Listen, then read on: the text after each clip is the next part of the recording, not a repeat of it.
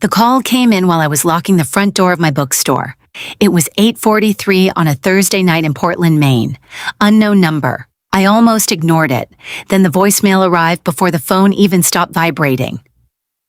Miss Harper, this is Officer Daniel Ruiz with the Portland Police Department. We found your name inside a locked safety deposit box that belonged to a man who passed away this afternoon. Please call us as soon as possible. I listened to the message 3 times. I didn't know any man with a safety deposit box. At least, I didn't think I did. My name is Claire Harper. I'm 37 years old, and I own a small, independent bookstore a few blocks from the Portland waterfront. I've spent most of my adult life surrounded by stories. Fiction taught me that every mystery has a beginning. Real life taught me something different. Sometimes the beginning happened years before anyone realized they were living inside it. The next morning, I walked into the police station expecting a misunderstanding. Instead, Officer Ruiz placed a worn leather envelope on the table between us. Do you recognize this handwriting? The moment I looked at it, every sound in the room disappeared. It was my mother's handwriting. My mother had died 11 years earlier. The officer slid a thin document across the table. The deceased requested that if no immediate family claimed his belongings, this envelope was to be delivered only to Claire Harper. I frowned. Who was he? Officer Ruiz hesitated. His name was Samuel Bennett. The name meant nothing to me. I've never met anyone named Samuel Bennett. I believe you, the officer replied quietly. That's what makes this unusual. Inside the envelope was a single photograph. It showed my mother standing beside an older man outside a lighthouse. She couldn't have been older than 30. She was smiling, not the polite smile from our family albums, a real smile, one I'd never seen before. On the back of the photograph, written in blue ink, were 7 words. When Claire is ready, tell her everything. Nothing else. No explanation, no letter, no address. I looked back at Officer Ruiz. Who exactly was this man? He folded his hands. We've spent 2 days searching for relatives. There aren't any. He lived alone for almost 20 years. No wife, no children, no siblings. I glanced back at the photograph.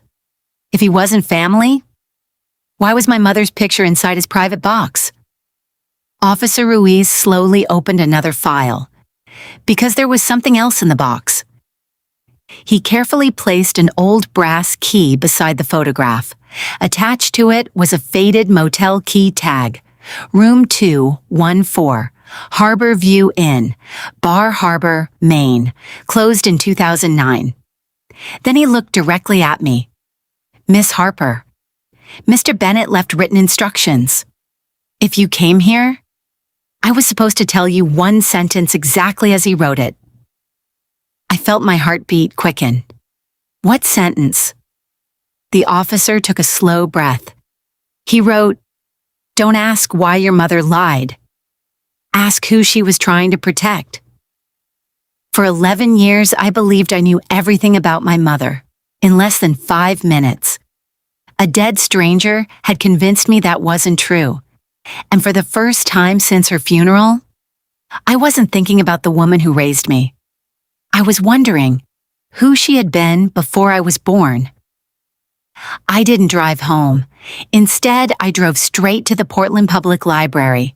Not because I expected to solve an 11-year-old mystery in one afternoon, but because my mother had taught me something when I was little. When something doesn't make sense, she'd always say, start with the records. For 23 years, she worked as the city librarian. She trusted archives more than memories. So did I.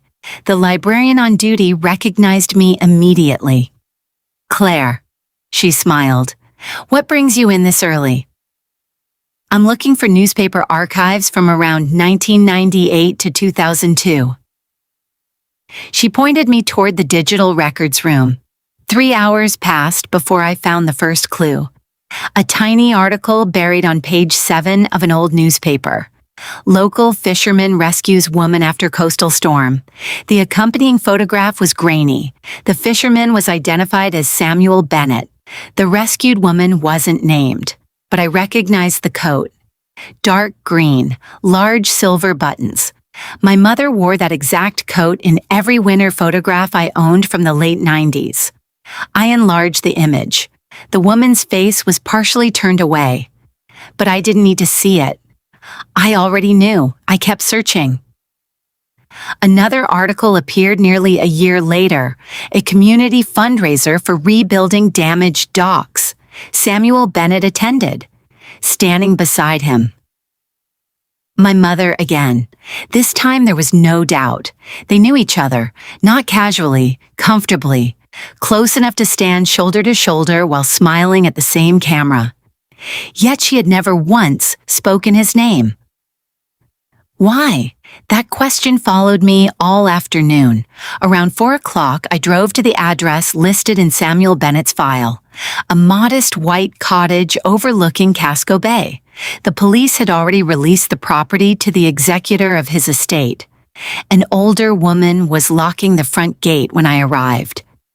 "I'm sorry," I said. "Did you know Samuel Bennett?" She studied me carefully. "You must be Claire." The word stopped me cold. "You know who I am?" She nodded slowly. "My name is Margaret Collins.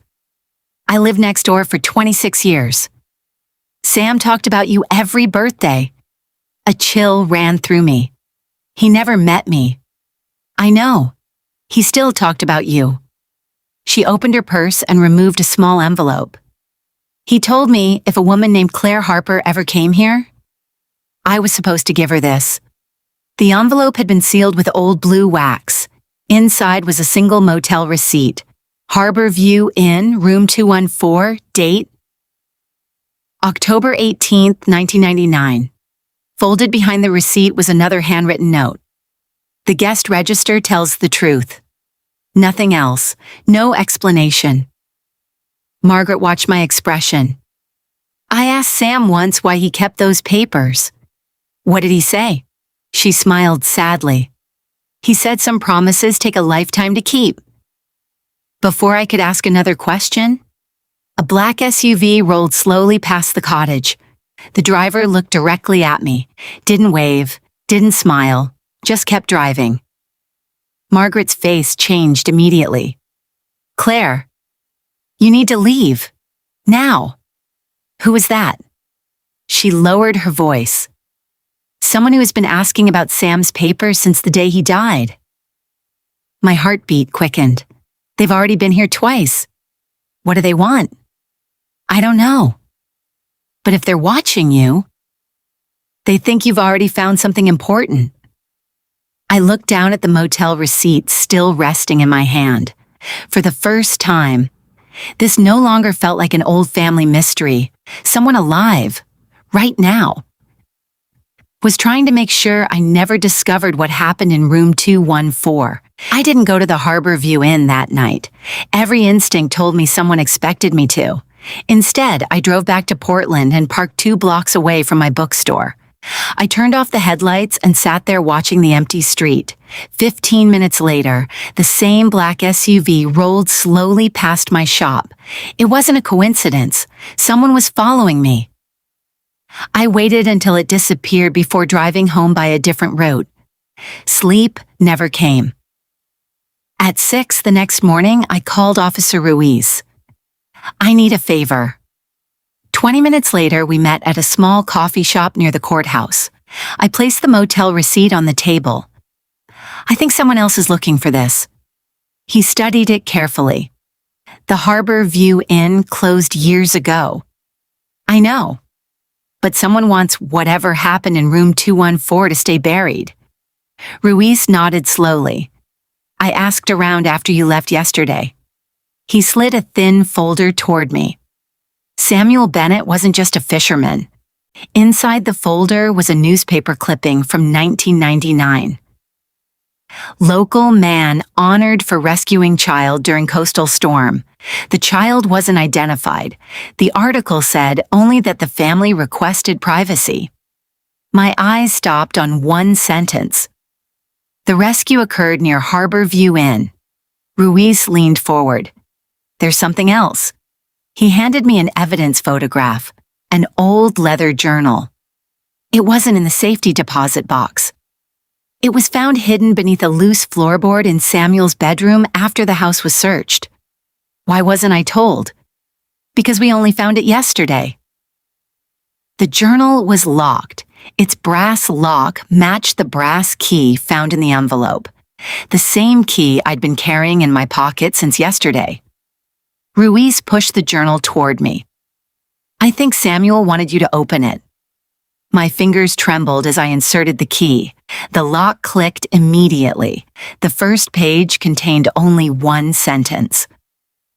If Claire is reading this, I have failed to keep my promise. I slowly turned the page. Every entry was dated. Every page described my mother, not as a stranger, not as a friend, as someone Samuel had spent months protecting. Then I reached an entry dated October 18th, 1999, the same date printed on the motel receipt. Tonight someone tried to take the child. I froze. The child! There was no name, only those two words. The next sentence hit even harder. Emily refused to run alone. She made me promise that if anything happened to her, I would never tell Claire the truth unless she came looking for it herself. Emily, that was my mother's first name. I kept reading. My heartbeat grew faster with every line. Samuel described men arriving at the motel after midnight. Arguments, broken glass, someone pounding on room 214's door. Then, the final paragraph stopped abruptly. Half the page had been torn away. Someone had removed it. Recently, the torn edge was still clean, fresh. Officer Ruiz noticed it too. Someone has already been inside this journal. Before either of us could say another word, Ruiz's phone rang. He answered. His expression changed instantly. What? He stood up so suddenly his chair tipped backward. He looked straight at me.